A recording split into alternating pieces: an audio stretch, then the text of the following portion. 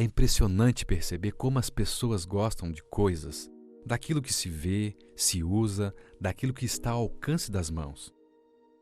O materialismo já era uma paixão no primeiro século, imagino hoje no século XXI. As pessoas gastam seu tempo apenas para acumular coisas que ocupam espaço nas prateleiras e gavetas da vida. Não, o ópio do povo não é a religião. É o Deus chamado dinheiro. Embalados nessa pregação da falsa prosperidade, a humanidade tem se autodestruído nos encantos das luzes daquilo que é temporal.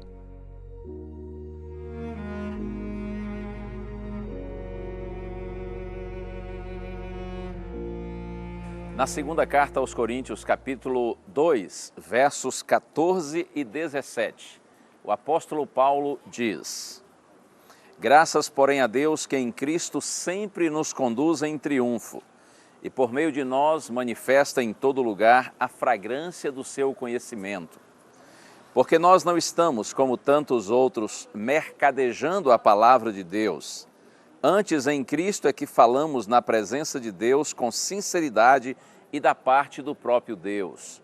E no capítulo 4, versos 1 e 2, Paulo diz: Pelo que tendo este ministério, segundo a misericórdia que nos foi feita, não desfalecemos. Pelo contrário, rejeitamos as coisas que por vergonhosas se ocultam, não andando com astúcia nem adulterando a palavra de Deus.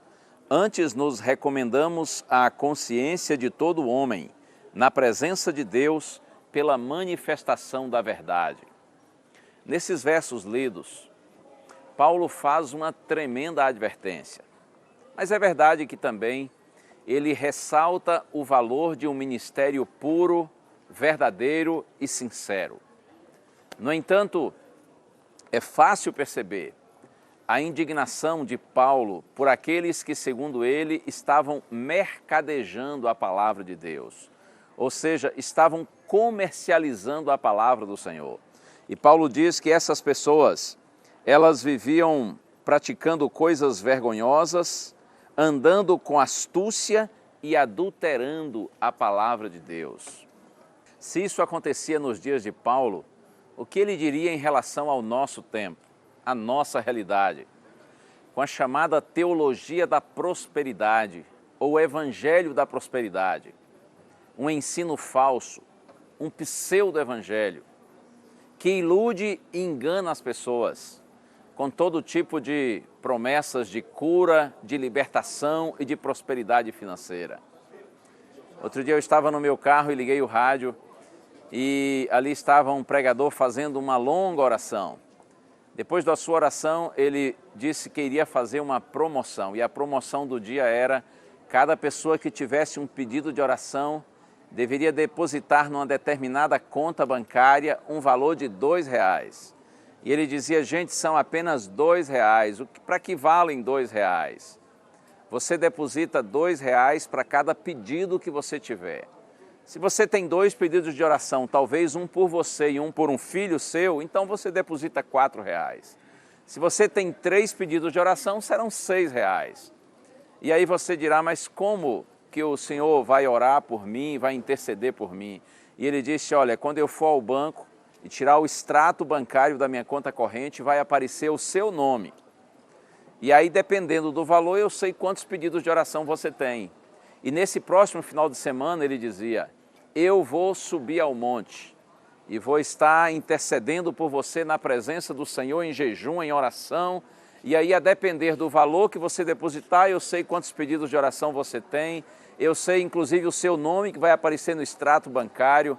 Oh, permita a minha franqueza, isto é ridículo, isto é um absurdo, mas lamentavelmente nós estamos vivendo nesses dias de muito engano.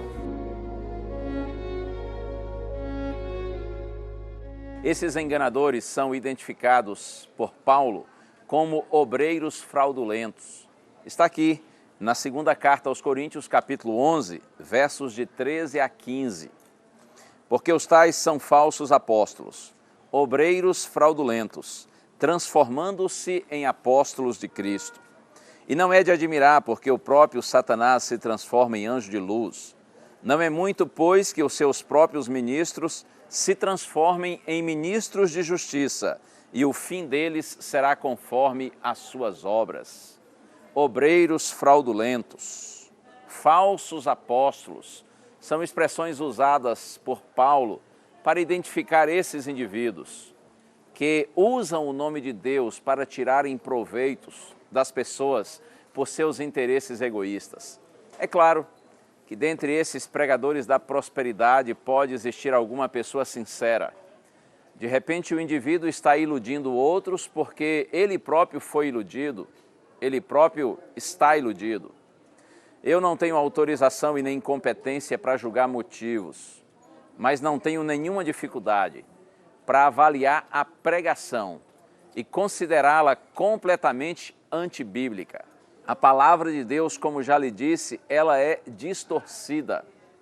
Textos são descontextualizados e usados segundo seus propósitos, seus interesses escusos, egoístas e financeiros. Será que nesse momento estou falando para algum pregador dessa chamada teologia da prosperidade? Eu quero lhe dizer que Deus lhe chama, Deus lhe convida para viver e anunciar o Evangelho bíblico, o Evangelho eterno, o Evangelho que de fato salva e liberta, que transforma e santifica, o Evangelho do qual nós não temos com que nos envergonhar. Não essa pregação enganosa e mercenária, que ilude as pessoas com a intenção de tirar dinheiro delas, usando o nome de Deus. Se você está nesse meio, saia dele enquanto há tempo. Peça perdão a Deus e à sua igreja e viva dignamente o ministério da palavra.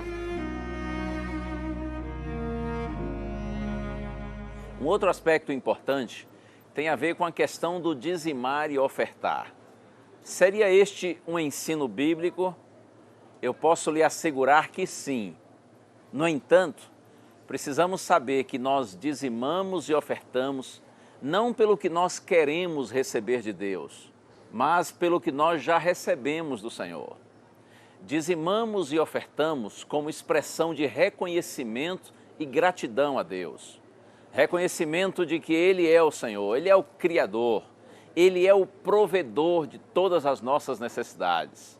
E a oferta, ela expressa nossa gratidão a Deus, porque Ele é Senhor e também Salvador.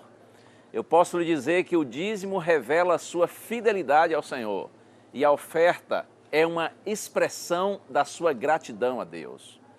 Mas olha, um outro ponto também muito importante. Conforme o texto que nós lemos, Paulo diz que alguns estavam mercadejando ou comercializando a palavra de Deus. Se havia alguém vendendo a palavra, é porque certamente havia alguém comprando.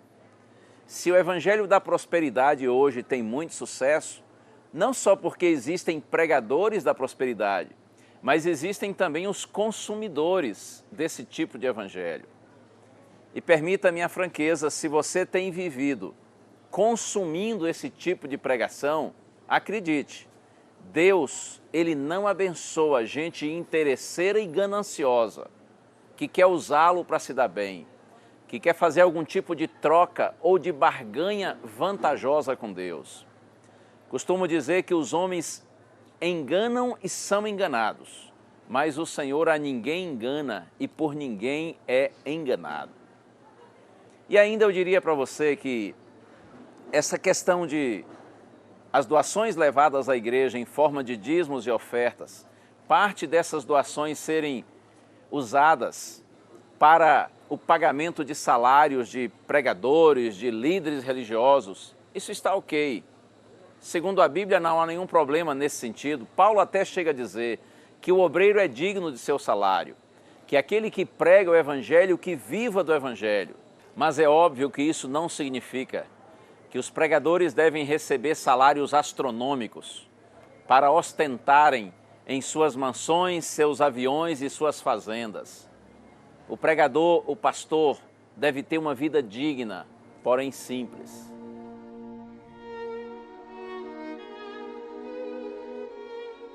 Na segunda carta aos Coríntios, capítulo 4, verso 18, Paulo diz, não atentando nós nas coisas que se veem, mas nas que se não veem.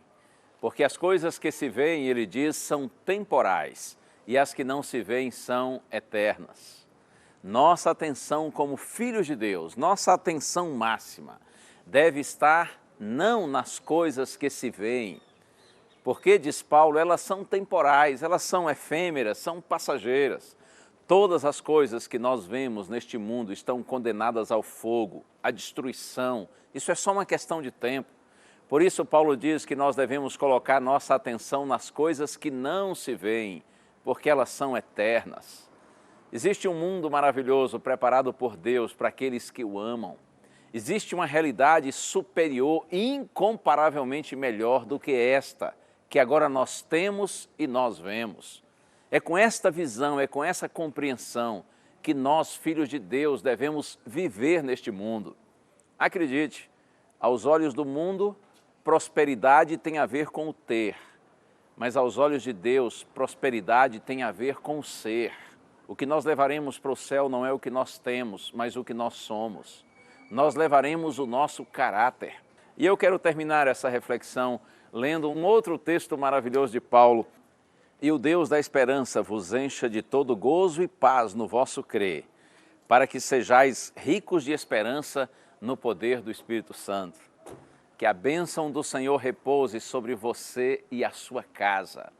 Que você seja verdadeiramente rico de esperança, tendo paz, tendo alegria no Senhor, pelo poder do Espírito Santo. A graça do Senhor Jesus Cristo e o amor de Deus e a comunhão do Espírito Santo sejam com todos vós.